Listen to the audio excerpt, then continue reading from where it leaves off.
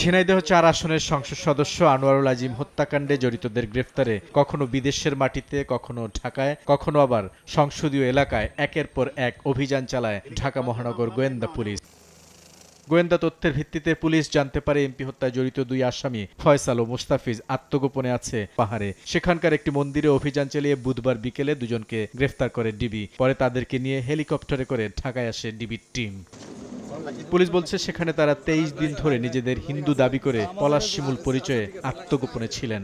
এই নাম ধারণ করে দুজনেই হিন্দু সেজে তারা সেখানে ওই কালী মন্দিরে থাকে, আর রাতের বেলা এনে ঘুম তারা বলে যে আমরা মাকে বেশি ভালোবাসি, আমরা কালী মন্দির ছাড়া থাকতে পারি না।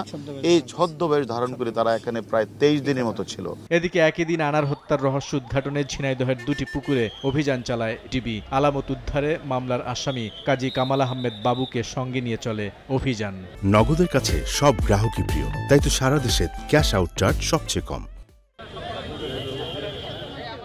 বুধবার সকালে জেলা কারাগার থেকে কঠোর নিরাপত্তায় ঝিনাইদহ শহরের পায়রা চত্বরে আনা হয় জেলা আওয়ামী লীগের ত্রাণ ও সমাজ কল্যাণ সম্পাদক কাজী কামাল আহমেদ বাবু ওরফে গ্যাস বাবুকে।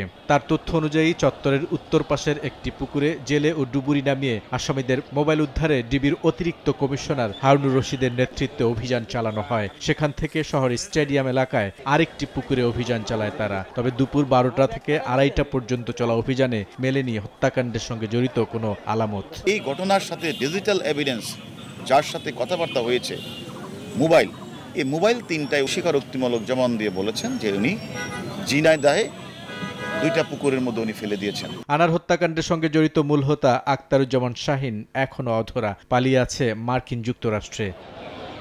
গত ১২ মে সংসদ সদস্য আনার ভারতে যান। পরদিন ১৩ মে কলকাতার নিউ টাউন এলাকার সঞ্জীবা গার্ডেনের একটি ফ্ল্যাটে হত্যা করা হয় তাকে। ঘটনাটি প্রকাশ্যে আসে ২২ মে।